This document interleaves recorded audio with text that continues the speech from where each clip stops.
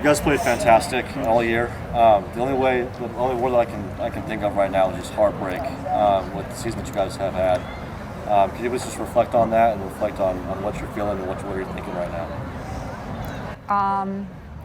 I think the word you use kind of describes the feeling right now, heartbreak. We obviously, it's no secret, we dug ourselves into a hole in the fall, but I think the shift that this team has brought in the spring, the mentality, the effort, the desire, you saw it on the field, and that's something to be proud of.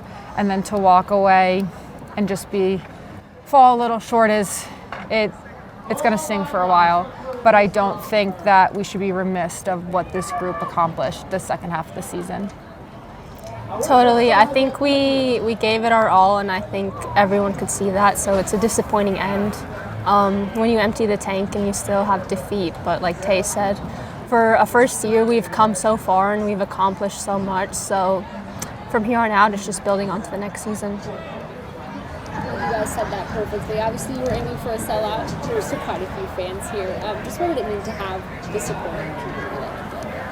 I think our fans, the whole season, when we were low, when we were high, they've stood by us, and I think they're the best fans in the league. So to have our final game here at the stadium in front of them, to hear them, to feel their support, it was anything we could have asked for.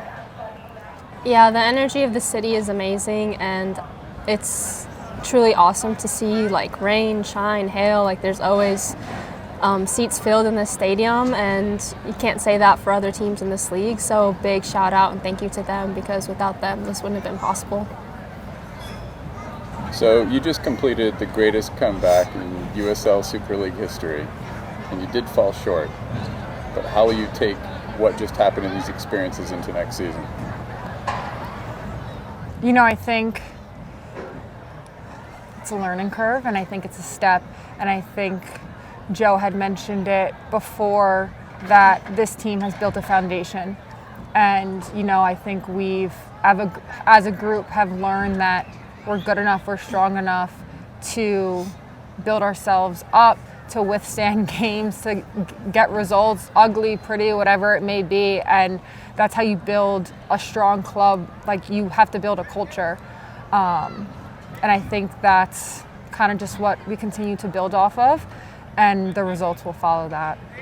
Yeah, I think we can only go up from here. Obviously, we've had many players, it's their rookie season, it's their first experience professionally. So there was a lot of learning this year. We learned as we went, and coming in, with that confidence and that year under your belt, it's going to mean so much next season. Taylor, you being a captain, what does it mean? What do these roles mean to you? This is one of my favorite teams I've been a part of. Like Emina said, we have a pretty young locker room. That's the first time I've experienced that. I haven't been one of the oldest in a locker room in my professional career, and I think ever. So, it was a new position to be in, and it was a lot of fun, to be honest. They bring a lot of light and just good energy, and I'm really proud of how our group has grown individually as people, as players, and then as a collective group. And I think, again, we've seen the shift in that in the spring of how we add into this team and how we build a positive team culture here. And I'm really proud of what we've created here. Emina, anything to add? I think Tay said it best. I'm just curious, in those kind of final minutes when time's winding down and you kind of know what's at store if you guys don't get a score, how are you guys feeding off of each other? What is that energy on the field, maybe just in those final 10 minutes or even just the stoppage time? How are you guys pushing off of each other, and what's that energy like on the field?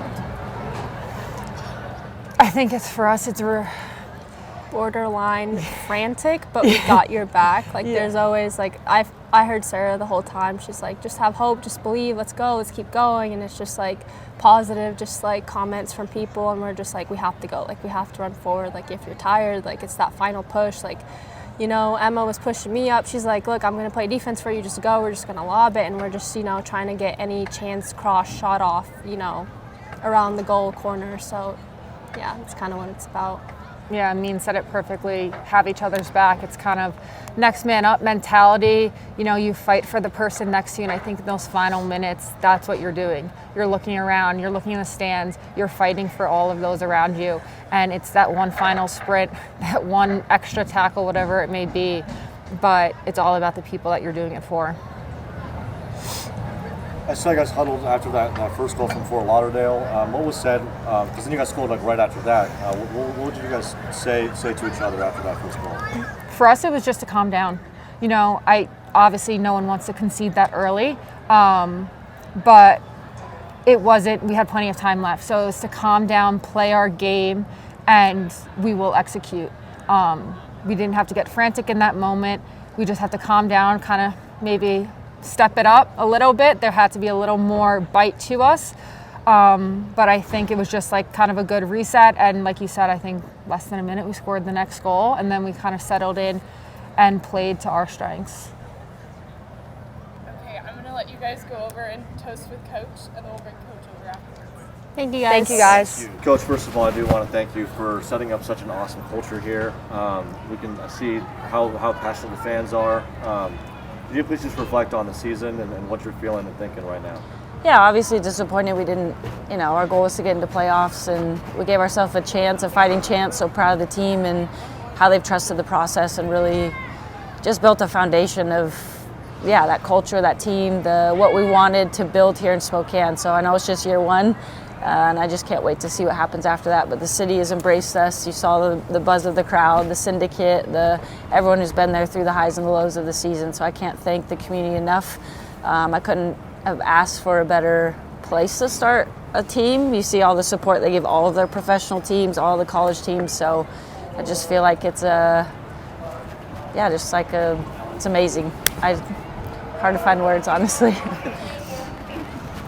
Obviously, not the result you guys were looking for, really disappointing. But, I mean, you guys still made a really incredible turnaround from the fall to the spring. Just what does that say about this team? Yeah, I think it's a testament to the players. We knew that our style of play takes a little bit when you get all these different players in from different environments, different styles of play, that it would take just getting to know each other, trust each other, that they're going to show up into spaces and do what their roles and responsibilities are. And I felt like they bought into that, and they continue to support the coaching staff as we wanted to continue that. But it's just a testament to them, their resiliency, the way that they just decided we're going to fight back. And this whole spring season, they fought back, they've punched, they responded. Even today, we went down, they went and responded. So left some opportunities that we could have executed, but I was proud of their response. It's just who they are. So hopefully that continues after, and we just continue to build on that foundation.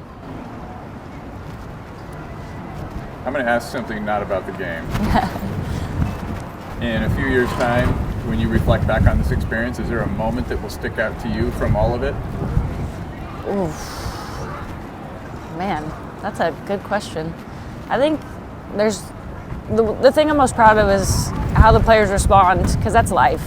You're going to go through things that are tough, but Tampa response, DC response, today's response, 2 DC responses. That's what life's all about, that there's going to be adversity, there's going to go things that don't go your way. So those moments, if I have to look back, those are the type of people I want to lead, that no matter what's going on, they're going to respond and do it together. So I think those moments added up together will probably be in my little jar of memories on the bookshelf.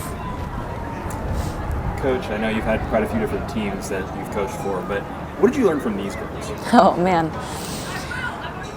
Honestly, my biggest growth was just sticking to process, to trust yourself, that the way you got here. I felt like we didn't really know what was going on the first part of the season, didn't really know what to expect.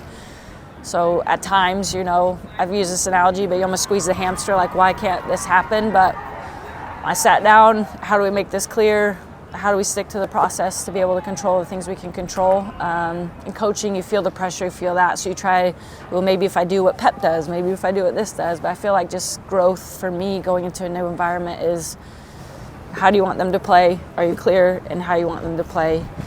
And then do you trust that process and control the controllables? So that will stick with me, and that's probably the biggest growth, is watching them develop within that framework has been amazing as a leader, and they've taught, they teach me a lot. to have fun, to be joyful, how to trust each other, support each other, but also how to trust the process and control the controllables.